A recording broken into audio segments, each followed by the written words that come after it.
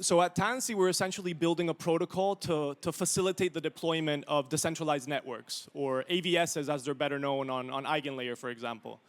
Yeah, our goal is really to accelerate the growth of these decentralized networks, and I'll talk about that throughout the presentation. So I think we can kind of start with the premise that it's very difficult to argue against the fact that developers want their own networks, right? And since 2020, there's been a substantial amount of growth when it comes to roll-ups, application-specific roll-ups, app chains in general. I think the Cosmos SDK and Substrate were the first ones to kind of facilitate the deployment of these app chains or roll-ups. But since then, there's been a proliferation of roll-up as a service providers that have facilitated the deployment of roll-ups throughout the years, and it's become very popular in recent years. So the question is, why the growth, right? Like, why do developers want their own networks? And I think the app chain thesis, the roll-app thesis is well known at this point. One of the biggest arguments that we see is this idea of sovereignty, right? When you're building on a public shared chain such as Ethereum, you're essentially sharing block space with all other developers that are building in that ecosystem, right? Building your own network gives you sovereignty, right? You have dedicated block space that is desirable for many reasons, right? Governance is one of them, right? Like, you can govern the evolution of your own network. You have dedicated block space. So it just depends on the use case, but there's a lot of trade-offs involved. Customizability is another big one, right? Obviously, you can't, if you're a developer, you can't just customize Ethereum as you please based on the use case that you're building. Whereas if you have your own chain or your own network, you have like full freedom to customize that network based on what you're building, right? And that's very desirable for a lot of builders. You can improve the UX that way. So we see this as another driving kind of force. And then the economics, right? A lot of the teams that we speak to, they're very much attracted by the idea of giving their token more utility, right? And more value capture. Because you use it for security, for paying for fees, for staking, for governance. You can implement it as the underlying gas token of the chain as well.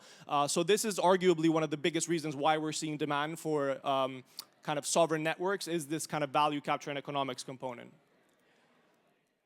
But yeah, like with everything, there's trade-offs, right? I think roll-ups are great. They've gotten a ton of traction in recent years, but they come with a lot of trade-offs. Perhaps the most obvious one that everybody here knows is centralization, right? A lot of these roll-ups rely on a single sequencer to order all the transactions. I think this is a problem that's actively being worked on. It's kind of in conflict with the principles of Web3, right? This idea of centralization. There's single points of failure. There's censorship. The sequencer kind of can decide which transactions to include and which not. And I think with the pending kind of pressure of regulation, this is going to become increasingly important, right? Like, what protocols are actually resilient and unstoppable if they were to be pressured, right? And I think nobody really cares about this topic until something happens. And I think we're going to see this become more and more relevant in the years to come, particularly with the growing regulatory concerns. Another big one is EVM only, right? So while you can customize rollups to a certain extent, they mainly service EVM only deployment. So the customizability is a bit limited, right?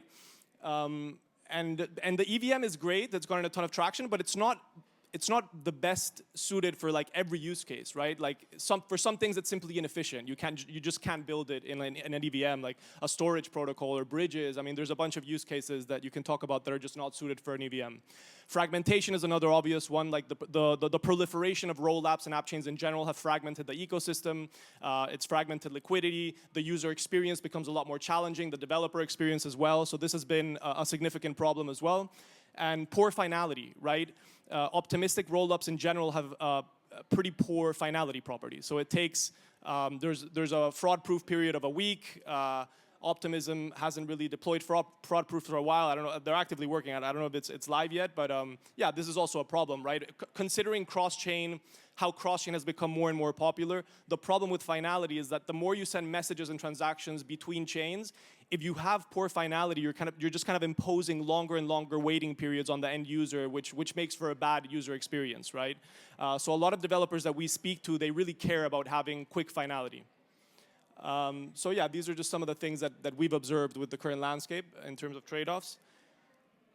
Enter, restaked networks, AVSs, networks in general, however you want to call them. I know that, Symbiotic, Eigenlayer have different terminology.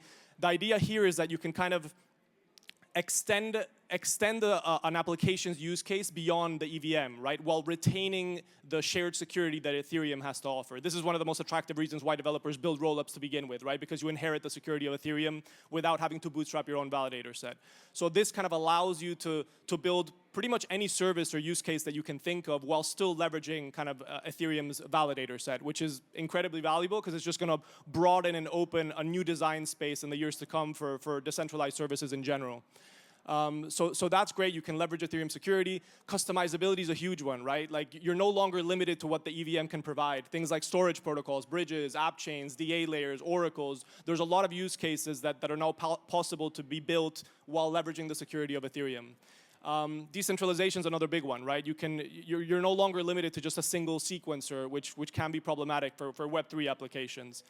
And then fast finality. Like I said before, this is another problem that we're seeing with developers that they really care about, and you can now kind of deploy networks that can settle transactions or messages like in seconds rather than days or weeks. But I think decentralized networks, restake networks, AVSs, they're very nascent, right? So we're seeing very similar patterns to what we already saw in the past. The infrastructure around these networks or AVSs is very lacking. So to begin with, teams have the responsibility, while you can still leverage Ethereum security, you still have the responsibility of having to recruit validators or operators to opt into your network, right, or to your AVS. And that just takes time, right? You have to go out and speak to them, convince them that what you're building is worth validating or that your token is going to be valuable. So this just takes time, effort, resources to go about doing this, right? Then after you kind of secure these validators, you have to actually attract like restaked value to your AVS, right? So yet again, this is another friction point where you need to take care of. The team needs to deal with it. And most teams, you're just taking away time from actually building the application that developers want to build to begin with, right? So again, it just takes more time and more energy. Protocol primitives, right? You need to how are you going to take care of DA, block production, validation, then all the tooling that's necessary, right? Like if you're building decentralized networks, you'll probably need wallets, indexers, oracles, bridges, RPC endpoints. So there's all this kind of complementary tooling that is inherent with building a network that, again, it just takes time to like integrate these things. You're not going to build them yourself because some of these things are projects in and of themselves. So just building these kind of partnerships is extremely time consuming. And yeah, things like cross-chain communication, implementing governance models for decentralized networks is actually like extremely complex, right? So all of these things just add to the time to market, right?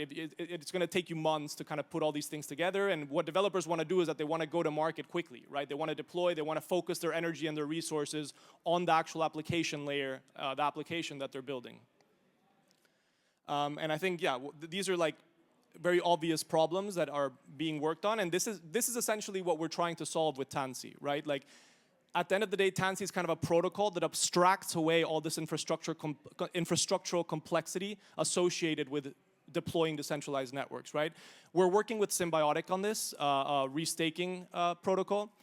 So how it's going to work is Tanssi itself is going to be a network or a chain. It's going to connect to Symbiotic to attract restaked value.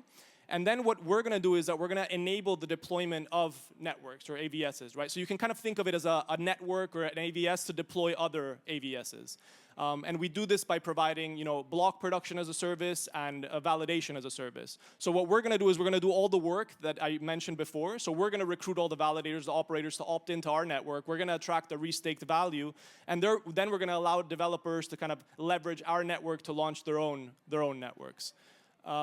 So the idea with this is that, again, we're just kind of removing these friction points. And then we're also working with a lot of like tools and partners, right? Like what I mentioned before, the wallets, the oracles, indexers, bridges. The idea is to kind of automate the integration path of all these things within the developer experience so that developers don't have to go out and take care of all these components themselves. So yeah, this is kind of the broad idea with Tanssi, and we're utilizing Substrate, which is a highly like modular and customizable tech stack, which is very aligned with the value proposition of AVSs, right? This idea of customizability. And yeah, the overarching goal is really, deploy in minutes, not months, without compromising on decentralization and security, which are values and principles that are extremely important to us. So yeah, that's kind of at a high level how it looks like. This is just kind of an overview of some of the teams that we're working with. We deployed a testnet several months ago. You know, we've had over 2,000 networks deployed on that testnet. So we are getting traction. We're working with teams ranging from, you know, gaming, RWA projects, DeFi, SocialFi. So the verticals are quite broad in terms of what we're attracting. And now really the objective of the team is to deploy mainnet. So we're actively working with Symbiotic to deploy something in Q1 of next year. So that's really the main objective right now. And yeah, that's pretty much it. If you guys want to get in touch, feel free to reach out to us on Telegram, Twitter. We're very available. So yeah, I don't know if anybody has any questions, but that's pretty much it from my side. Thanks a lot.